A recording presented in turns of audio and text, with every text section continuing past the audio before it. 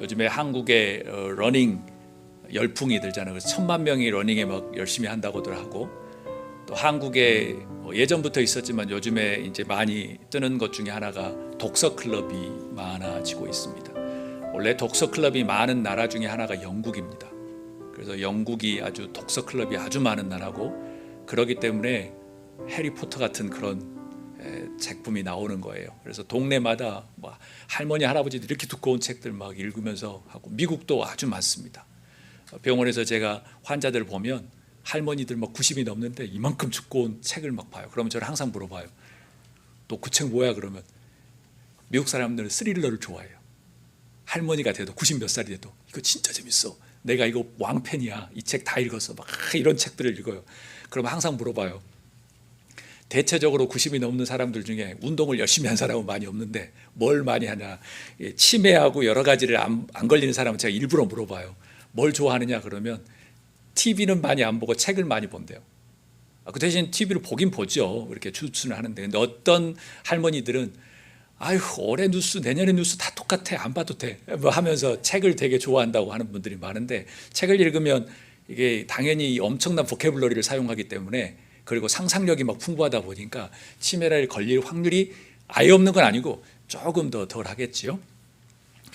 책이 주는 유익함은 아주 많아요. 그런데 그 중에 하나는 저는 이걸 뽑고 싶어요. 감동. 그래서 책이 유명한데 드라마로 나오잖아요. 그러면 드라마가 감쇄되는 경우가 많아요. 왜냐하면 드라마는 눈으로 보이는 것을 해야 되기 때문에 그 상상력이 많이 저하되는데, 책은 이 상상력이라는 엄청난 능력을 가지고 있기 때문에 그렇죠. 그렇지만 꼭 책이 감동이 있어야 하는 것은 아니에요. 왜냐하면 책 중에서 배움을 위한, 또 뭐 개발을 위한, 또 도전을 위한, 지식을 위한 책들도 있으니까 굳이 뭐 감동은 필요 없죠. 뭔가 얻으려고 하는 것이 있으니까. 두어 달 전에 읽은 유은실 작가, 저도 유은실 작가 책은 처음 읽어보는데 순례주택이라고 하는 책을 읽었었는데 너무나도 감동적이었어요. 울면서 읽기도 하고 막 그랬거든요. 그래서 제가 조장로님에게 소개를 해드려요. 조장로님 지금 3번째 읽고 계신다고 하시더라고요. 왜 사람들에게 인기가 있을까? 한국에 엄청난 인기를 누리고 있는데 왜 그렇게 인기를 얻을까? 내용 안으로 한번 들어가 보겠습니다. 이 책의 메인 장소는 거북마을이에요.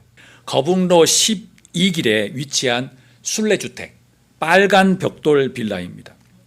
그리고 또 하나의 장소는 그 빌라촌, 오래된 빌라촌 건너편에 있는 원더 그랜디움이라고 하는 아주 고급 아파트가 있습니다. 그래서 원더 그랜디움이라고 하는 고급 아파트와 오래된 빌라촌, 오래된 그냥 마을과의 이제 비교하면서 나오는 겁니다. 순례주택 안에 사는 사람들의 이야기입니다. 제일 먼저 402호, 건물주 75세, 이름은 김순례. 제가 무슨 일을 했는지는 말씀을 안 드리지만 힘든 노동을 한 후에 이 건물을 사게 됩니다. 그는 은퇴를 하고 난 다음에 나머지 인생을 지구별을 여행하는 순례자의 마음으로 살고 싶었어요. 그래서 그의 이름을 순례로 개명을 합니다. 그리고 이 빌라 이름을 순례주택이라고 짓습니다. 그녀에게 인생의 3대 고민이 있습니다. 그 고민 첫 번째, 썩지 않은 쓰레기. 두 번째, 이산화탄소를 마구 배출하는 막무가내 인간들. 세 번째, 쓰고 남는 돈. 이 세 가지가 인생의 아주 큰 숙제였습니다. 그래서 순례 씨는 썩지 않는 쓰레기가 될 물건을 사지 않으려고 노력합니다. 그리고 쇼핑도 그렇게 좋아하지 않습니다. 꼭 필요한 물건은 중고로 사고 이산화탄소가 배출되는 것을 좀 막고자 차 타는 것을 싫어합니다. 그리고 세 번째 고민이었던 쓰고 남는 돈. 내가 벌어서 내가 쓴 것만 내 돈이라고 생각합니다. 그래서 우리하고는 좀 틀리지만 입출금에 1,000만 원만 딱 유지하고 뭐 떨어지고 막 그 정도 선으로만 계속 유지합니다. 빌라 임대료는 평균 시세보다 아주 많이 쌉니다. 그리고 옥상의 오탁방을 아주 공원으로 바꾸고 거기 안에 냉장고에 맛있는 것을 채우고 다 공짜로 입주민들에게 제공합니다. 와이파이도 공짜로 줍니다. 그래서인지 빌라를 들어오려고 하는 사람들이 줄을 섰습니다. 그런데 들어오면 잘 안 나갔죠. 401호, 새벽 옥상과 커피를 좋아하는 아주 과묵한 영선 씨입니다. 그런데 영선 씨가 새벽에 딱 올라오면 사람들이 일부러 눈치를 봐서 그 사람이 혼자 침묵하도록 그냥 다 비켜줍니다. 301호 대학 시간 강사 허성우 씨입니다. 박사라님이라고 불립니다. 그런데 박사님인데 알바를 많이 합니다. 그리고 그 순례주택과 엘리베이터 청소를 도맡아 합니다. 대학교 전임 강사입니다. 302호 홍길동 씨와 남편이 삽니다. 그 길동 씨는 순례 씨와 전에 있던 직장에서 동료입니다. 1층 상가 10년째 조은영 헤어가 들어가 있습니다. 그 조은영 씨는 202호에서 두 병아하고 진아 남매를 키우고 삽니다. 처음에 들어왔을 때 눈물 어린 이야기가 있습니다. 도와달라고 해서 믿어줬던 거죠. 201호 순례 씨의 오랜 연인이었던 저 아이의 외할아버지가 살았습니다. 외할아버지는 오랫동안 전파사를 운영하고 은퇴하고 난 다음에 또 인테리어 현장에서 일을 합니다. 외동딸이 자기 외동딸 하나 있는데 외동딸이 수리미 저기 아이죠. 수리민을 낳고 난 다음에 너무 힘들어하는 것이 마음 아파서 얼떨결에 어린 수리민을 맡게 됩니다. 그러면서 자기가 키울 수 없으니 이제 순례 씨가 여자친구인 순례 씨가 수리민을 키웁니다. 소설의 화자 수리민은 16세 학생입니다. 그는 순례주택에서 어렸을 때부터 7, 8살까지 자랐습니다. 그리고 초등학교 입학하면서 아주 고가의 아파트 원더 그랜디움에 살게 됩니다. 가족들과 함께 살게 된 거죠. 흥미롭게도 그 아파트의 주인은 누구냐면 201호에 살고 있는 외할아버지입니다. 그는 순례주택 201호에 살았습니다. 그리고 외동딸이 힘들까 봐서 아파트를 내주고 자기는 지금 빌라 14평에서 살고 있습니다. 그가 나이 들어도 일한 이유는 무엇이었냐면 외동딸이 힘들까 봐 한 달 생활비를 주려고 그렇게 일을 했던 거예요. 16세 수리민은 순례 씨와 속 얘기를 나누는 것처럼 그래서 책에서는 이렇게 말해요. 최측근이라고 이렇게 살아갑니다. 수리민은 생물학적인 가족인 엄마와 아빠와 언니가 살고 있는 원더 그랜드움에 그 가족을 뭘로 표현하냐면 일군들이라고 표현합니다. 일군. 이른바 일군 사이에서 치이고 끼인 자기는 2군 후보 선수 같다는 거죠. 왜냐 어렸을 때부터 7년 동안 순례 씨 밑에서 자랐으니까 당연히 이제 그렇게 된 거죠. 자기 아버지 대학 시간 강사입니다. 거기도 박사입니다. 15년째 전임 교수를 꿈꾸고 있습니다. 부족한 돈은 자기 부모 형제들에게 전화해가지고 도와달라고 해서 다 누나들이 도와주는 그런 겁니다. 그래서 수림이 눈에 보이기에 자기 아빠는 장기 무단 점거자로 보입니다. 그리고 자기 엄마는 전업주부입니다. 빌라촌과 아파트를 아주 구분하며 사는 사람입니다. 그래서 대놓고 빌라촌에 사는 사람들을 무시하는 여자입니다. 자기 아버지가 거기 살고 있음에도 불구하고. 그 다음에 자기 언니는 고등학교 1학년입니다. 공부를 아주 잘합니다. 그런데 중요한 건 아주 비싼 아파트에 살다 보니까 공주병이 아주 머리끝까지 치솟고 있습니다. 그리고 부모는 수리미가 아니라 자기 언니만 끼고 돕니다. 수리미는 그런 가족이 자랑스러웠을까요? 부끄러웠을까요? 몹시 부끄러웠습니다. 반면에 일군들은 수리미가 공부를 못하니까 자기 집의 유일한 문제가 수림이라고 생각한 겁니다. 어느 집이나 있을 직한 문제죠. 어느 날 수림이 엄마가 대형 사고를 쳤습니다. 뉴스에 삐리리 모자이크 처리를 하고 막 이야기를 하는데 말투를 보자 하니 수림이 엄마였습니다. 뭐냐면 저기 빌라촌 사람들 때문에 이 아파트 집값이 문제가 있고 뭐 문화가 잘 안 맞는다고 하는 거, 한국에 아주 흔히 있는 것들 중에 하나죠. 그래서 별명이 솔직히 아줌마로 이제 불리게 됩니다. 그래서 원더 그랜드움에서도 있고 이쪽에 빌라촌에서도 왕따를 당하는 아주 여자가 됩니다. 그런데 어느 날 갑자기 201호에 사는 수림의 외할아버지가 돌아가셨습니다. 가족들은 엄청난 충격에 빠집니다. 충격에 빠질 일은 없죠. 왜요? 아파트는 자기 것이 되니까 좋을 수도 있죠.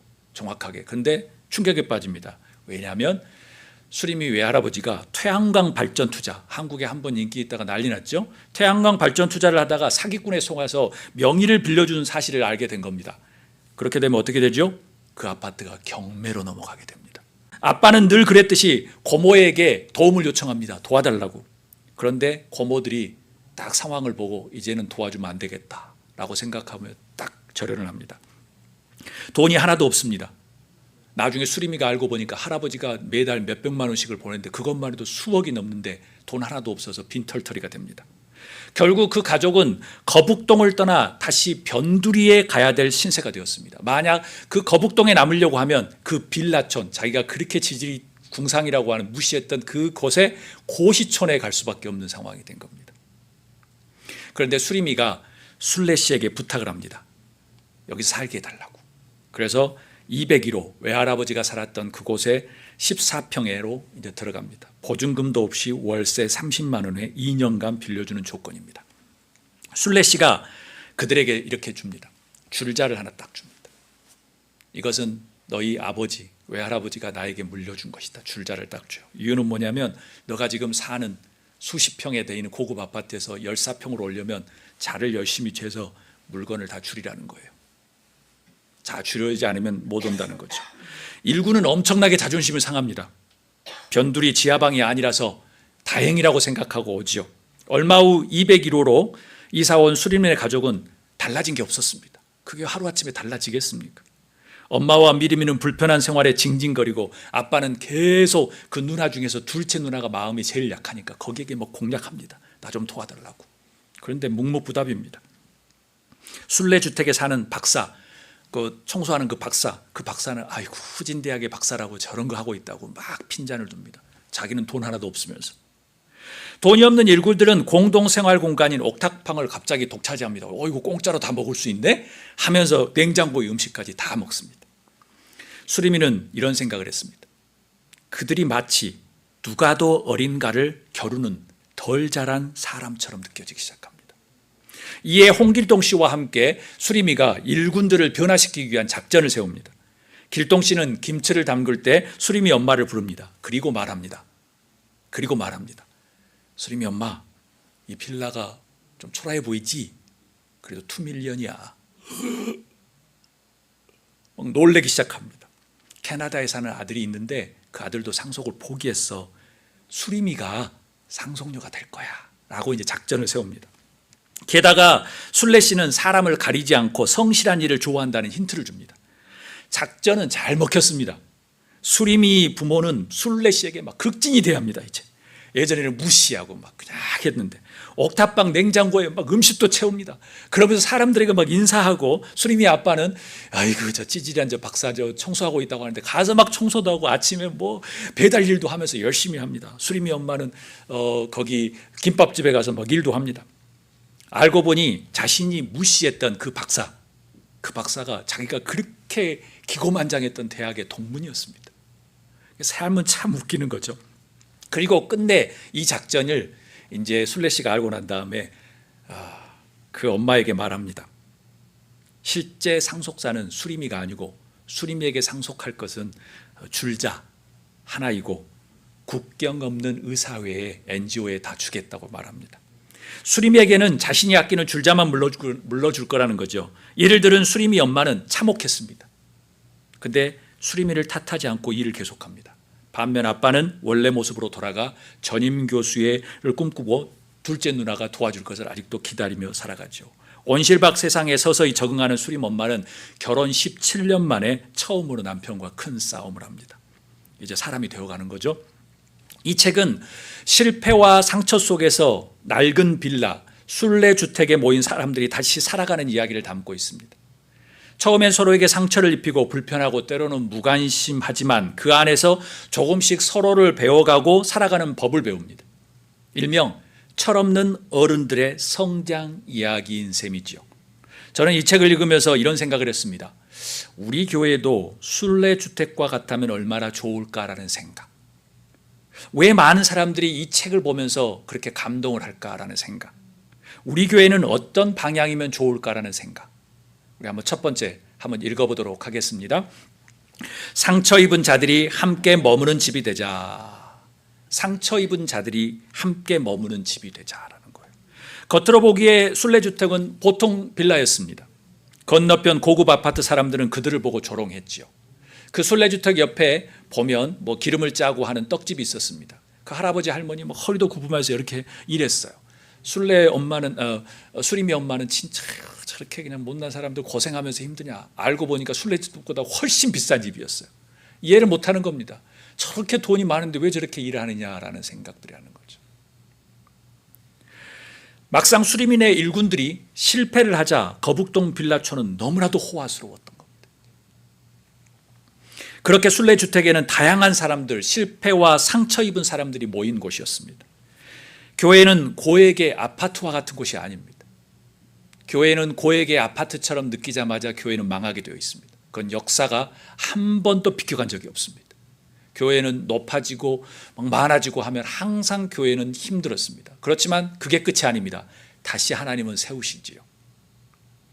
어렵고 힘든 사람들을 무시하고 핀잔을 주는 곳은 교회가 아닙니다. 예수님은 마구간에 오셨기 때문에 가실 곳이 없어서 마구간에 오신 거예요. 그러니까 세상에 밀리고 밀려서 어렵고 힘들고 외롭고 고통받고 눈물 흘리고 싶은 사람들이 오는 곳이 교회입니다. 나는 편안하고 좋은데 라고 생각하면 하나님께서 여러분을 사랑하신 거고 여러분들에게 역할을 주신 거죠. 그런 분들을 품으라고 하는 거죠. 우리 마태복음 11장 28절 우리 한 목소리 읽도록 하겠습니다. 수고하고 무거운 짐진 자들아 다 내게로 오라. 내가 너희를 쉬게 하리라. 아멘. 예수님께서 말씀하셨습니다. 어느 날 술래씨가 수림에게 묻습니다. 술래씨가 수림에게, 수림아, 어떤 사람이 어른인지 아니? 어떤 사람이 어른인지 아니? 여러분은 어떤 사람이 어른이라고 생각하시나요? 술래씨는 이렇게 말합니다. 자기 힘으로 살아보려고 애쓰는 사람이야 라고 말해요. 책에서 사회에서 성공한 사람이 어른이라고 말하지 않습니다. 자기 힘으로 살아보려고 애쓰는 사람. 이 이야기를 들을 때 저는 이런 생각을 했습니다. 예수님의 말씀이 떠올랐던 거예요. 수고하고 무거운 짐진 자들아 다 내게로 오라. 세상을 그래도 수고하면서 무거운 짐을 지려고 하는 사람들, 가장으로서, 그 다음에 엄마 아빠로서 살아가려고 하는 사람들, 그 사람들이구나. 그게 진정한 어른이구나. 순례주택에는 사람들이 대기줄을 섰습니다. 왜 그럴까요? 공짜로 주는 것이 많아서? 그 다음에 시세가 저렴해서? 그럴까요? 이유는 이것이었습니다. 겉모습으로 사람을 판단하지 않았다는 거예요. 수고하고 애쓰는 사람을 존중했다는 거예요. 서로 함부로 대하지 않았다는 거예요. 존중하고 지켜주는 사이였어요. 비싼 아파트에 비하면 허름하고 낡았지만 순례주택은 사람들을 품는 것을 아는 사람들이었어요. 왜요? 왜 그럴까요? 예수님처럼 아마 그런 마음이 있었던 것 같아요. 내게로 오라. 내가 너희를 쉬게 하리라고 하는 그런 마음이 있었지 않았을까. 이런 주택을 만들 수 있었던 원동력은 무엇이었을까요? 한 사람 때문이에요. 제대로 된 정신을 가지고 있는 김순례 씨. 한 사람 때문에 가능했던 거예요. 제대로 된 가치관과 세계관을 가진 참 어른이 있었기 때문에 가능했던 거예요. 교회도 가족도 마찬가지입니다. 다양한 사람들과 상처 입은 사람들이 모이는 것이에요. 어떤 사람은 목소리가 크기도 하고 작기도 하고 지금 잘 나가기도 하고 또 힘들기도 하고 자녀들이 지금 잘 나가다가 힘들기도 하고 또 힘들다가 잘 나가기도 하고 건강이 아주 좋다가 안 좋기도 하고 안 좋았는데 갑자기 단디에서 뭔가 건강이 좋아지기도 하고 다양한 사람들이 모이는 곳이에요. 그런데 오늘 말씀, 이 책과 말씀을 생각해 보시기를 바랍니다. 시편 51편 16절에 17절 우리 다 한 목소리 읽도록 하겠습니다. 주께서는 제사를 기뻐하지 아니하시나니 그러지 아니하면 내가 드렸을 것이라. 주는 번제를 기뻐하지 아니하시나니 하나님께서 구하시는 제사는 상한 심령이라. 하나님이여 상하고 통회하는 마음을 주께서 멸시하지 아니하시니라. 아멘. 그렇습니다. 교회는 완벽한 사람들이 모이는 게 아니에요. 저 자체도 완벽하지가 않아요. 저도 하루에 절망하고 왜 이것밖에 안 되나라는 생각, 왜 이것밖에 못할까라는 생각들도 많아요. 힘들죠. 어렵죠. 교회는 완벽한 곳이 아니에요. 다윗이 이야기하잖아요. 상한 심령들. 주님께서는 아주 완벽한 걸 원하는 게 아니에요. 상하고 통회하는 마음. 그 마음을 주님께서 원하신다는 거예요. 상한 심령들, 실패하고 상처 입은 사람들이 모여 스스로 살아보려고 애쓰는 모임. 그게 곧 교회라는 것이에요. 말하자면 교회는 겉모습으로 사람을 판단하거나 배척해서는 안 된다는 말씀이에요. 예수님의 마음으로 환대하는 거죠. 그런 김순례 씨 같은 그런 환대의 마음, 그런 마음이 있으면 주변의 사람들이 덕을 보는 거죠. 주변의 사람들이 밝아지고 위로함을 얻는 거예요. 사랑하는 여러분, 예수님은 여러분을 초대합니다. 수고하고 무거운 짐진 자들아 라고요. 나는 그 단계를 조금 넘어가는 건 조금 여유가 있어. 그러면 품으시면 됩니다. 김순례 씨처럼. 어렵고 힘들어하고 위로가 필요한 사람, 숨을 돌리고 싶어하는 사람, 지금 위로가 필요한 사람, 다시 회복할 수 있는 그런 사람, 그렇게 도와주는 사람이 되었으면 좋겠습니다. 그런 교회가 되어지기를 주의 이름으로 축복합니다. 이런 질문은 어떨까요? 우리 교회와 내 가족은 상처 입은 사람이 다시 숨을 쉴 수 있는 넉넉한 공간인가? 꼭 다른 모르는 사람이 아니라 내 가족, 내 자녀일 수도 있죠. 와서 편히 쉴 수 있는 공간인가?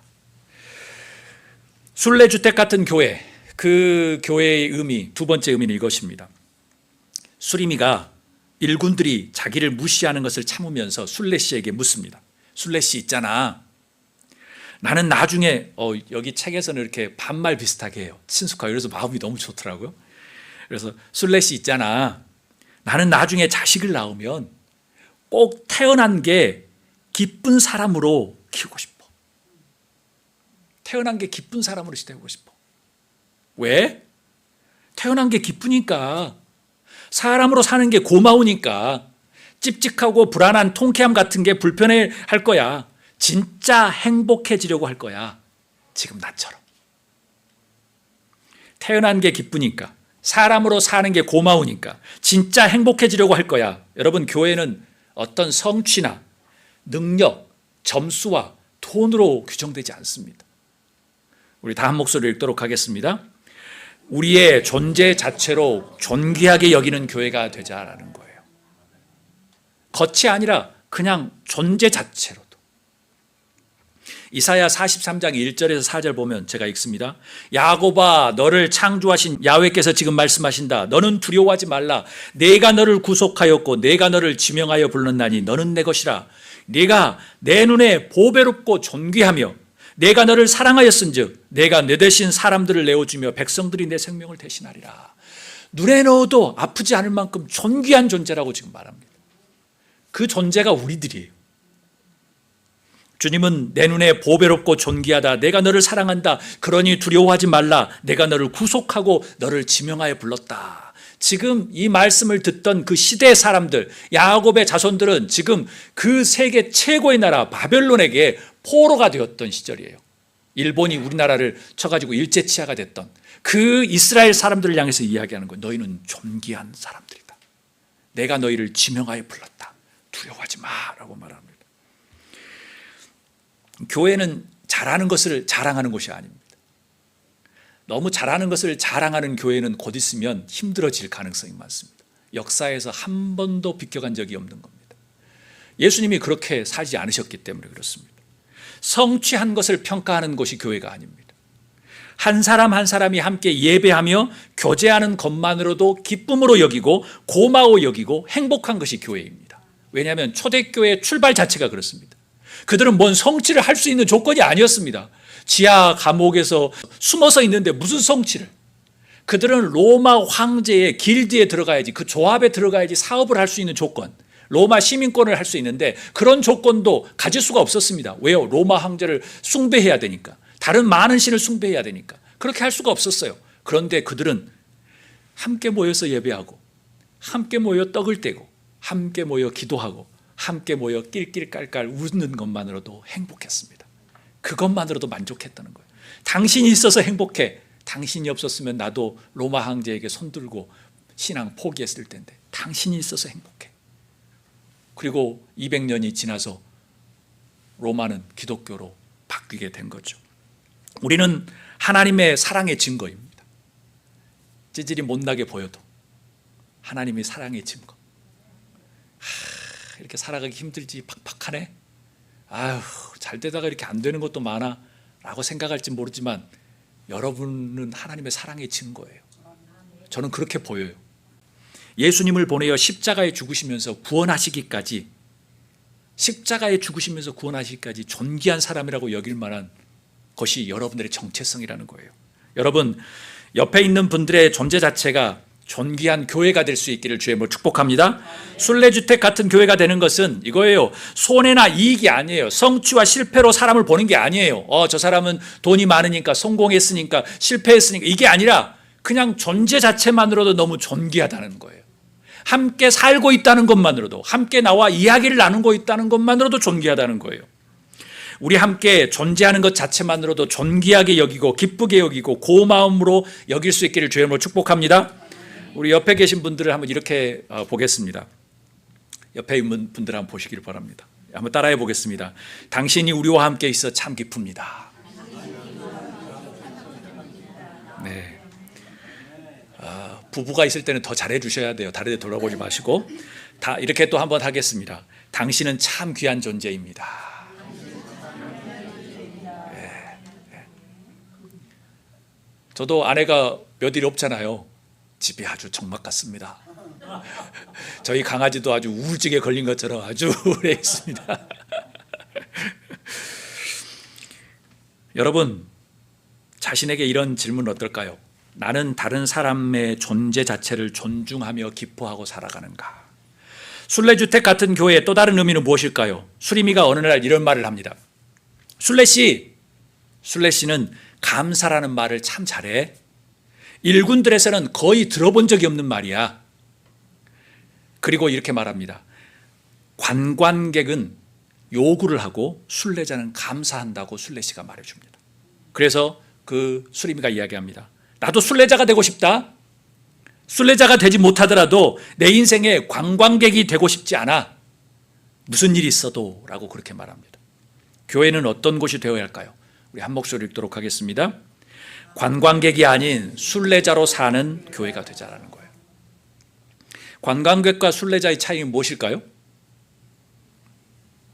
아마 칼럼이나 다른 글들을 잘 보신 분들은 아마 이런 이야기를 많이 할 겁니다. 순례씨가 말합니다. 관광객은 요구하고 순례자는 감사한다는 거예요. 신앙을 가진 공동체인 교회가 어떤 자세로 삶을 살아가는지를 잘 말해줍니다. 여러분, 우리가 관광객으로 사는지 순례자로 사는지를 잘 알 수 있는 방법은 무엇일까요? 너무나도 간단합니다. 여러분들의 머릿속에 어떤 생각이 주를 이루고 있는지를 보면 알게 됩니다. 관광은 뭘 추구하냐면 재미를 추구합니다. 화려함, 흥미, 짜릿함, 그리고 투자 대비 효율성을 생각합니다. 그런데 순례는 다릅니다. 순례자는 매 순간 감사가 우선순위입니다. 지금 오늘 서 있음에, 오늘이 존재하고 있음에, 내가 주변에 이야기할 수 있는 사람들이 있음에, 가족이 있고 교회가 있음에, 신앙적으로 관광객과 순례자는 이렇게 구분될 겁니다. 오늘 예배 괜찮았나? 재밌었나? 찬양이 마음에 들었나? 나에게 위로가 됐나? 내 스타일이었나? 그들은 나에게 도움이 되는 무리일까? 라는 생각. 이런 질문과 생각이 있다면 여러분은 지금 순례자의 삶이 아니라 관광객으로 예배할 수도 있을지도 모릅니다. 신앙의 여정을 순례자의 시각으로 보는 사람은 길이 험해도 날씨가 굳어도 그냥 감사할 따름입니다. 오늘 걸어갈 수 있음에, 오늘 서 있음에, 오늘 숨을 쉴 수 있음에, 내 자신의 성취와 실패와 타인과의 만남 속에서 이익이 있을지 실패가 있을지 외적인 재미와 화려함에 끌려다니지 않습니다. 범사에 감사하게 되지요. 이것이 예수 안에서 우리를 향하신 하나님의 뜻이라고 하는 그 바울 사도가 이야기했던 것과 똑같은 거죠. In all circumstances. 사랑하는 여러분, 순례자로 사십시오. 그래야지 여러분 행복합니다. 그래야지 행복합니다. 여러분 가지고 있는 거 다 싸고 갈 수 없습니다. 왜 줄자를 준 줄 아세요? 여러분이 들어갈 수 있는 곳은 관이에요. 다 가져갈 수 없어요. 여러분들이 쓰는 것만 여러분들의 돈이에요. 마음대로 쓰세요. 마음대로 쓰세요. 그 대신 뒤를 좀 생각하며 쓰셔야 되겠지만 쓰지 않는 돈은 여러분의 돈이 아니라는 거예요. 이런 질문을 하면 어떨까요? 우리 교회는 관광객이 많은 교회인가 아니면 순례자가 많은 교회인가? 말씀 마칩니다. 오늘 본문 다 함께 읽도록 하겠습니다. 너희는 사도들과 선지자들의 터 위에 세우심을 입은 자라. 그리스도 예수께서 친히 모퉁이 돌이 되셨느니라. 그의 안에서 건물마다 서로 연결되어 주 안에서 성전이 되어가고 너희도 성령 안에서 하나님이 거하실 처소가 되기 위하여 그리스도 예수 안에서 함께 지어져 가느니라. 여러분, 순례주택과 같은 교회는 이것입니다. 우리 한 목소리로 읽도록 하겠습니다. 함께 지어져 가는 교회가 되자라는 겁니다. 교회는 완성된 건물이 아닙니다. 완성된 건물이라고 생각하자마자 교회는 무너지게 되어 있습니다. 제가 또 말씀드립니다. 인류 역사상 2000년 역사에서 한 번도 비껴간 적은 없습니다. 완성이 될 수가 없습니다. 오로지 우리가 주님을 만나는 날 완성이 되겠죠. 함께 서로를 세우며 하나님의 사랑이 흐르는 진행형 순례자의 집일 뿐입니다. 완벽하지 않아도 괜찮습니다. 중요한 것은 그 안에 우리가 서로 세우고 하나님을 바라보며 감사하는 삶을 배워가는 거죠. 교회도 마찬가지입니다. 외형이 아니라 하나님의 사랑으로 서로 변화시키며 상처를 쌓으며 주며 서로 존귀하게 여기며 함께 주의 성전을 세워가는 것입니다. 아름다운 순례자 여러분, 그래서 제가 예전에 설교 시간에 길동무에 대한 이야기를 들었습니다. 제가 여기 처음에 취임하면서 말씀드렸죠. 여러분들의 컴패니언, 동료로, 길동무로 서고 싶다고 하는 것이죠. 그래서 미국이라든가 서양의 기독교는 항상 spiritual, 그 다음에 faith를 journey라고 이야기합니다.